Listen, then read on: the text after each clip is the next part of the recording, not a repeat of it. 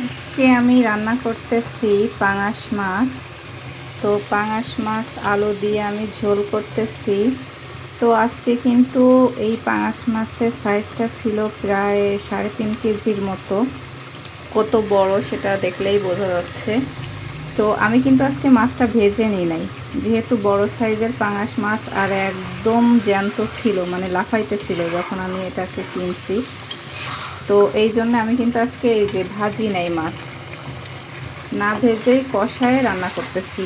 আরেকটা বিষয় হচ্ছে, আপনারা সবসময় পাঙাশ মাছ হচ্ছে রান্নার আগে একটু লেবু মাখিয়ে নেবেন। এই যে আমি লেবু মাখিয়ে নিছিলাম, কারণ লেবু মাখিয়ে নিলে হয় কি, পাঙাশ মাছের যে একটা গন্ধ লাগে অনেক সময়, অবশ্য এত বড় মাছ দিয়ে গন্ধ আসে না।